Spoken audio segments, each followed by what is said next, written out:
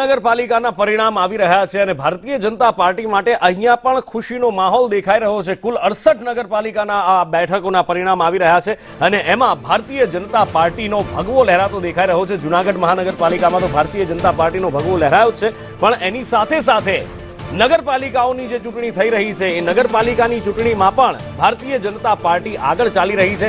માણાવદર નગરપાલિકામાં 16 બેઠક પર ભારતીય જનતા પાર્ટીનું કમળ ખીલી ચૂક્યું છે। માણાવદરમાં આ વખતે ખૂબ રસાકસીવાળો મામલો પણ હતો અને ભૂતકાળના જે બનાવો બન્યા હતા। આ બાજુ પંચમહાલની હાલોલ નગરપાલિકામાં પણ ભારતીય જનતા પાર્ટીનો ભગવો લહેરાયો છે। 36માંથી 31 બેઠક ભારતીય જનતા પાર્ટીએ અહીંયા કબજે કરી લીધી છે। હાલોલ નગરપાલિકામાં કોડીનાર નગરપાલિકા પણ ભારતીય જનતા પાર્ટીના ફાળે ગઈ છે। ભારતીય જનતા પાર્ટીના જે પરિણામ અત્યારે મળી રહ્યા છે, 16 નગરપાલિકાની અંદર ભારતીય જનતા પાર્ટી સ્પષ્ટપણે જીતતી હોય, નગરપાલિકા ઉપર કમળ ખીલી ચૂક્યું હોય એવું દેખાઈ રહ્યું છે। કોંગ્રેસ હજી એક પણ નગરપાલિકા જીતી શકી નથી અને ચાણસ્મા નગરપાલિકામાં પણ ભારતીય જનતા પાર્ટીની જીત છે। ક્યાં ક્યાં ભારતીય જનતા પાર્ટીના કમળ ખીલી ચૂક્યા છે એ બતાવી રહ્યા છીએ। 68માંથી 16 ઉપર ભારતીય જનતા પાર્ટીનું અત્યારે પરિણામ જે છે એ ઉત્સાહજનક ભારતીય જનતા પાર્ટીમાં ઉજવણીનો માહોલ આપનાર, અબિલ ગુલાલની છોડો ઉછાળનાર દેખાઈ રહ્યો છે। હજી મતગણતરી ચાલી રહી છે, આગળ જતા જોઈએ, પણ અત્યાર સુધીના જે પરિણામ છે 880 બેઠકો ઉપર ભારતીય જનતા પાર્ટી જીતી ચૂકી છે, કોંગ્રેસ માત્ર